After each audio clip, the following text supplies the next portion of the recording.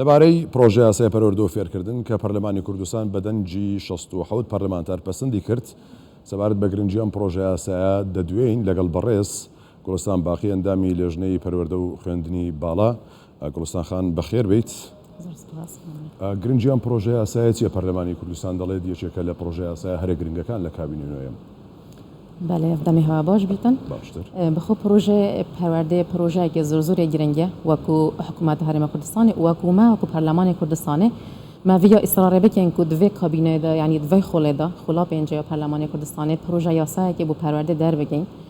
بخۆش بحالی وەژیش ئەنجومەنی وەزیران هات بۆ پەرلەمانی کوردستانی تقریبا ساڵ و چەند مەهەیەکە کار لەسەر دەکەین و دەگەل جیهاتێن جودا یەکگرێدای کارتێ پەروەردە دانیشتینە و گوهداریە ڕابوچونێت وانە کردە بۆ هەندێ بشێن پرۆژە زەنگینتر و باشتر لێکەین ببیتە سیستەمێکی گەلێکی باش بۆ کارتێ پەروەردە. باشە ینی چی لە پرۆسی خوێندن دەگۆڕێت ئەم پرۆژە یاسایە؟ بەڵێ بخۆ بەری نوکە پرۆژە پەروەردە هەبوونە بۆ نمونە خوڵێندین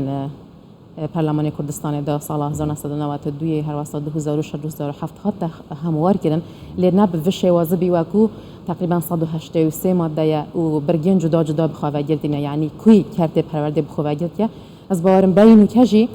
وەکی کارتێ پەروەردە هەندێ ڕێنمایی دەردەگرن یعنی بەرە پتر ڕێنمایی بوون و پرۆژەیەکی بەرفرە نەبوو یعنی نوکە سیستەمی پەروەردە هەمی دارشتیە دەناوی پرۆژە یاسادا و گەلێک خاڵێن جوان و ئەوانە بەحەزکردنیان پەتریاوێ ئەو خاڵن یەت ببنە بناغەیەکی گەلێکی باش بوو کارتێ پەروەردە. باشە دەگوترێت کە لەم پرۆژە یاسایەدا پرۆسەی خوێندن یعنی لە باخچەی ساوایانەوە تا 12 ئامادەی وە پیشەیەکانیش ڕێک دەخرێتەوە شێوازی ئەم ڕێخستنەوەیە چۆنە؟ بەڵێ البەری نوکە وەختەی باخچەی ساوایان بێت تقریبا 5 ساڵیە و ئیجبار ژی نەدبوون یعنی بوو نمونە ئەف قوتابیە بچتن ببیتە قوتابیە یه روزه يعني بنمونه بن دجده هنجه حتی جهت صلاة بس نکال پول يعني صلاة چاره و هر واسطه پنجه دست بيت کردن باخچه سوایا يعني اجباری نیاجی کو صلاة چاره بیتن لی مدارش تیات ناف دا بوهند يعني قطبی مؤهل بیتن يعني زاروک مؤهل بیتن وقتی چتا پولا یکی قطبیه که يعني یه چالاک و خدانشیان بیتن بوهند بشتن پولا یکی بصناهی درباز بیچم که پولا یکی وکی انسان در نچون نینه يعني هر دوی در بچتن او قطبی بچتا پولا دوی و حدا دیمه هیچ جبر هنده مدویتن یعنی ما اف خالت ناف پروژه دا جه گرتیه بو هنده بشین قطبیه یعنی زاروکه که یه مؤهل آنجی آماده که بو هنده بشید بچتا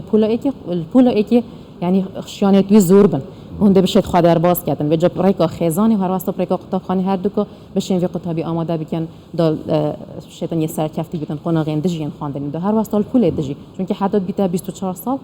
ما دارشتیات ناف دا بونمونات قناقین جدا این خواندن دا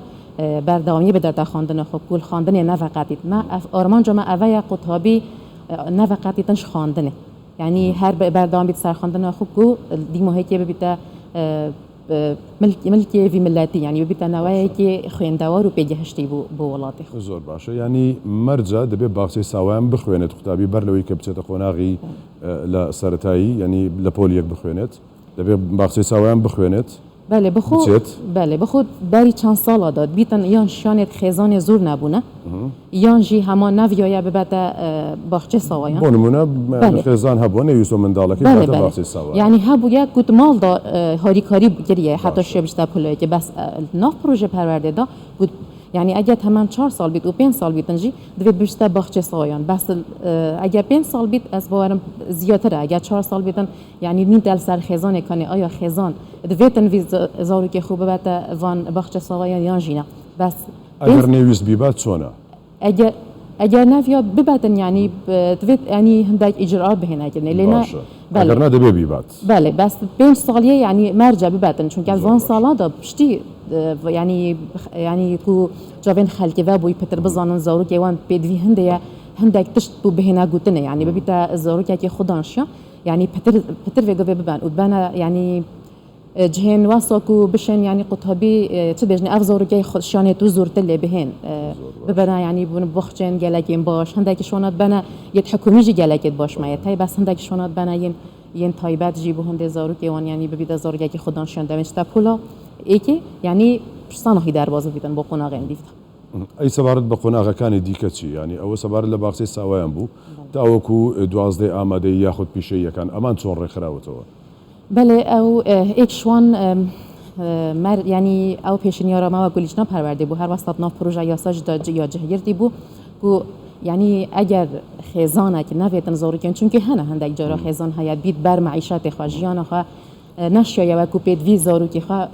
ببێتە قوتابخانەش ئەگەر ئەوی دەهات ینی کێمبوونەوەی دەهاتێ هەی نەشوە بباتن ما الفيرا داوكو بريار يعني بيشنيار كريات ناف بروجا يا صادم ما كريا برجاي كشوان مادانا بوندي اگر دايكو باب ريكنا دان زورگيان بخينيتن دفيت هنداك اجراءات بهنا كني بيت سزا بهدا دان يعني چنا بيتن